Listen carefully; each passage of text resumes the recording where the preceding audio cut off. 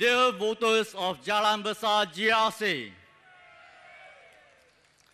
dear Workers' Party's supporter, dear fellow Singaporean, a very good evening.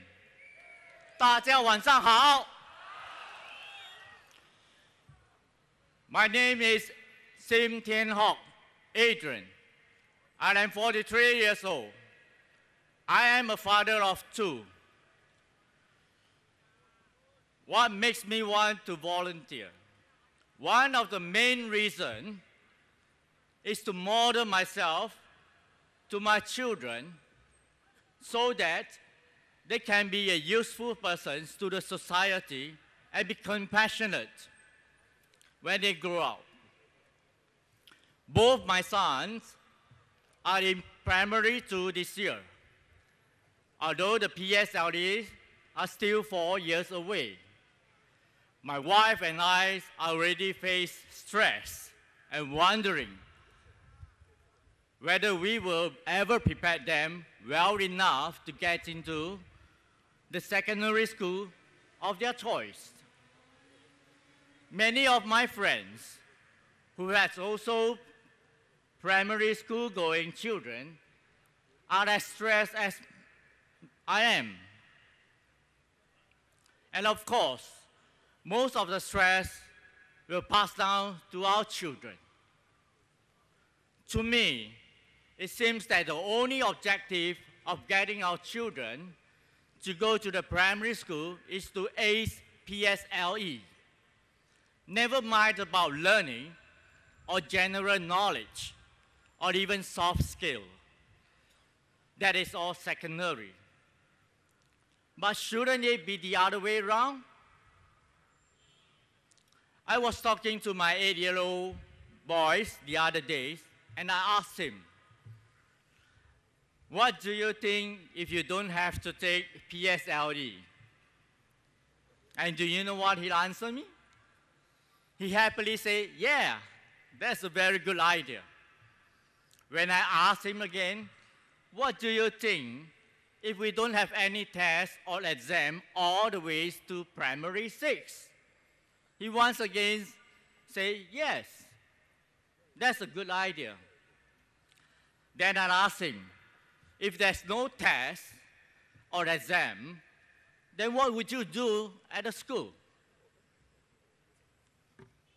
His eye lit up and stared at me and said one word, learn.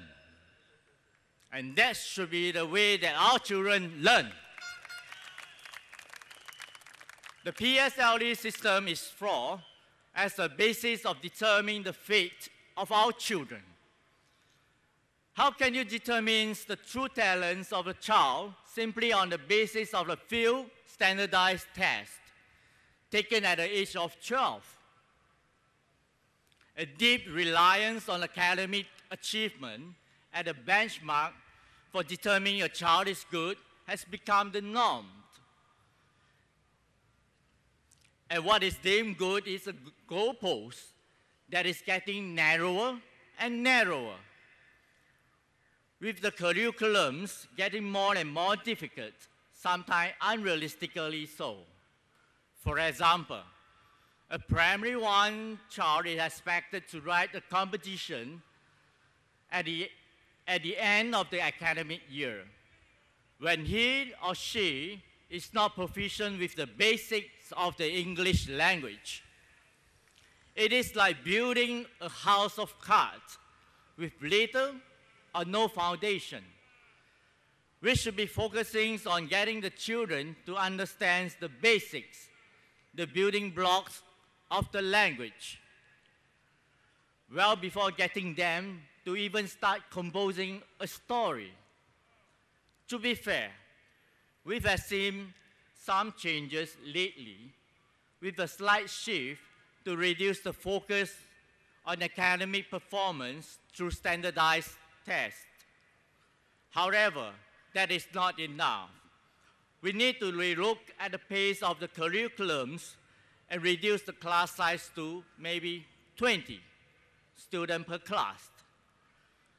Of course, part of the stress is is also because of the large gaps between the elite secondary schools and neighborhood schools. We can help narrow these gaps through more equitable funding for secondary schools.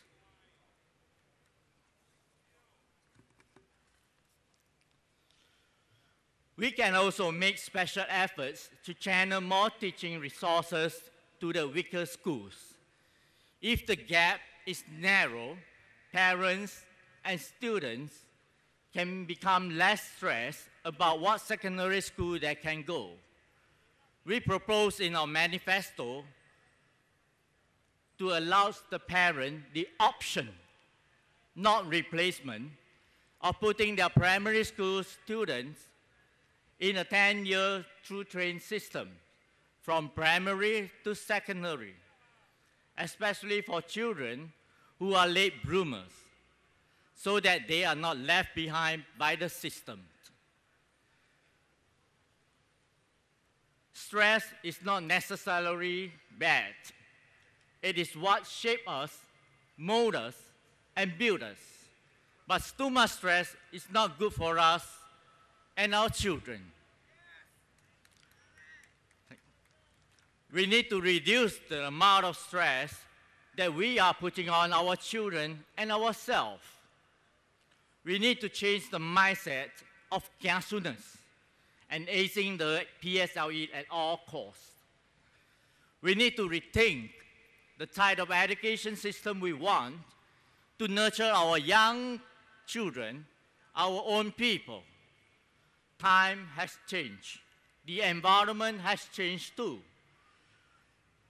We must change our mindset and our way if you want to nurture and prepare the next generation for a better, more humane Singapore. Vote for Workers' Party. Empower your future.